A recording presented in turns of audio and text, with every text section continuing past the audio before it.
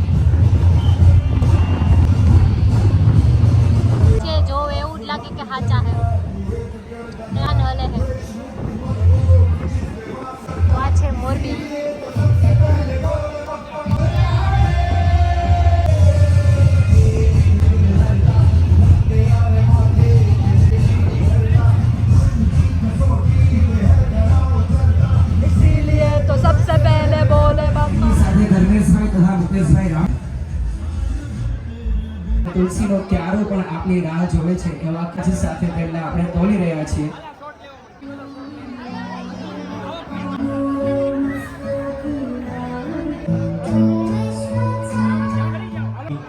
श्री एकदन्ताय विद्महे दन्ताय धीमहि तन्नो सिद्धिविनायकाभ्यां બોલો ગણપતિ બાપ્પા મંગલ બજરંગબલી કી જય.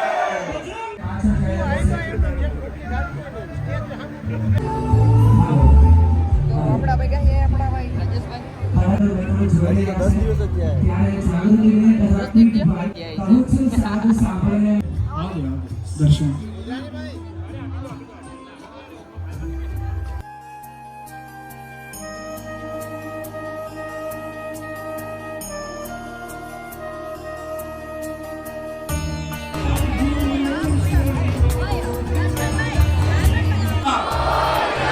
ગણપતિ બાપ્પા મંગલ મંગલ મૂર્તિ.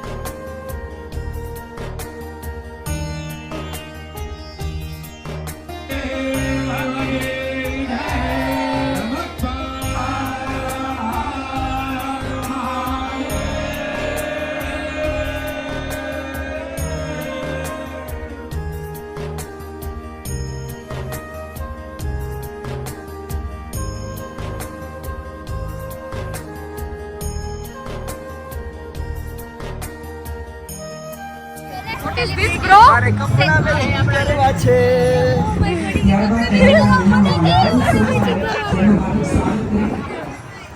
you, દર્શનભાઈ, બેગ દેવા માટે. અને અમારી રત્રે આવે એમાં બોલીએ તો પાંજા હૈડા ફાટ મરે.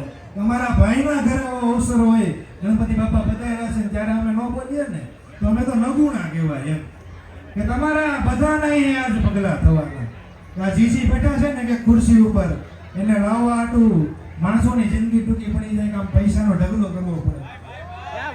એ બધા એવા છે પ્રેમ અને સંબંધના તાતને બંધાઈને આવ્યા છે ત્યારે ગાયલ હું કે તમારા બધાના અહીંયા જ પગલા થવાના. એની ચમનમાં બધાને ખબર થઈ ગઈ છે કે તમારા બધાના અહીંયા જ પગલા થવાના. એની ચમનમાં બધાને ખબર થઈ ગઈ છે અને ઝૂકી ગઈ છે ઓલી ડાળીઓ આજે સાહેબ. આ બધા મારા ભાઈઓને જોઈને છે ને ઓલા ફૂલોની પણ નીચી નજર થઈ ગઈ છે. ઓલા ફૂલોની પણ નીચી નજર થઈ ગઈ છે. અને ઘણા કહે છે કે અમે ત્યાં સન્માન મેળવવું આ એક બધાની જિંદગીને લાવવું હોય કે અમે જઈને અમારું સન્માન થાય. માણસ એની તો એના ઉપર લાઈન છે કે મૃત્યુ પછી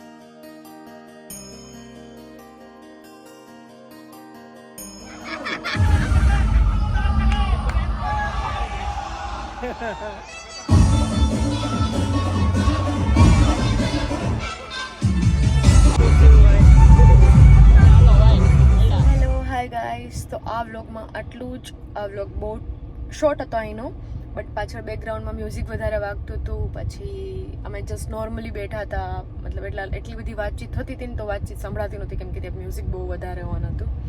તો એટલું બધું મેં શૂટ નથી કર્યું, પણ બહુ શોર્ટ વ્લોગ હતો. પણ હું ડેઈલી પોસ્ટ કરીશ, એટલે જેટલી બી મિનિટનો બન્યો હશે હું પોસ્ટ કરી જ દઈશ. ભલે 5 મિનિટનો બન્યો તો 5 મિનિટનો, કેમ કે તમારે બધાને જોવું છે કે ડેઈલી તમે પોસ્ટ કરો એ તમે મતલબ બધા ઈચ્છો છો કે અમે ડેઈલી કન્ટિન્યુઅસલી પોસ્ટ કરીએ. તો હું એવું નહીં જોઈશ કે નાનો વ્લોગ છે કે મોટો વ્લોગ છે, બસ હું પોસ્ટ કરી દઈશ. તો બહુ એટલે બહુ મજા આવી આજે. મતલબ હર વખતે કરતાં આ વખતે બહુ ડિફરન્ટ હતું. થીમ બી લાર્જ હતી અને એક્સપિરિયન્સ બી લાર્જ અંદર લાઈફનો એક્સપિરિયન્સ હોય ને કે આમ અલગ જ પ્રકારની તમને અલગ જ પ્રકારના વાઇબ્રેશન ને તમને અલગ જ પ્રકારની અનુભૂતિ થતી હોય. તો અમે આરતી કરતા હતા ત્યારે, અને પ્લસમાં આટલા બધા લોકો હતા અને એકી સાથે આમ બધી આરતી થતી હતી તો અલગ જ પ્રકારનું આમ ફિલિંગ્સ આવતી હતી. પૂજાને બી બહુ મસ્ત, પૂજા તો બિચારી સૂઈ ગઈ છે, પૂજા પહેલી વખત આવી હતી તો એને બી બહુ મસ્ત લાગ્યું કે યાર બહુ મોટું અને કેટલું મસ્ત કર્યું એ બધું એમ. તો યસ, પછી અમે લોકો તરત નીકળી ગયા આરતી પતાવીને, બધા લોકો નીકળતા હતા. તો પછી મારી ફ્રેન્ડ આવતી હતી રાજકોટથી તો એની હારે એને બી લઈ લીધી અમે હારે. પછી એને રાજકોટ ડ્રોપ કરી, કોફી બોફી પી અને પછી હવે અમે અત્યારે જુનાગઢ પહોંચ્યા છીએ અને વ્લોગ રસ્તામાં એડિટ કરતી હતી કેમ કે મારે સવારે વ્લોગ પોસ્ટ કરવો છે. તો મેં કીધું લાવો એન્ડિંગ કરી દઉં અને તમને કહી દઉં કે હું ડેઈલી પોસ્ટ કરીશ, તો જેટલું બી હોય જોજો. એન્ડ બસ યા, મળીએ જલ્દીથી નવા વ્લોગની સાથે. કાલે તો અમે 11 દિવસ થઈ જશે તો કાલે તો ગણપતિ વિસર્જન બધા લોકો કરશે અને આપણે જે અત્યારે ગયા હતા સિદ્ધિવિનાયક રાજા એનું બી ભવ્ય વિસર્જન હશે. અને આટલું મોટું મતલબ આયોજન ને આટલા લોકો કામ કરતા હતા. અઘરું છે ભાઈ, બહુ અઘરું છે પણ મજા આવી બહુ, એટલે બહુ. Thank you Arvind uncle, thank you Om, thank you Siddhivinayak Raja Morbi અમને ઇન્વાઇટ કરવા માટે. સતત 3 વર્ષ છે અને બસ મજા આવે છે. આવું થતું રહે, બધા લોકો મળે, મતલબ આવા કાર્યોમાં બધા લોકો મળે તો બહુ મજા આવે. તો ચલો ગાઈસ, વાતો તો થતી રહેશે.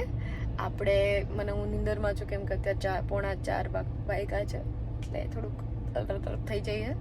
તો યા ગાઈસ, મળીએ જલ્દીથી નવા વ્લોગની સાથે. ત્યાં સુધી આવજો, ટાટા, બાય બાય, ખુશ રહો, ખુશ રાખો અને ફેમિલી સાથે રહો.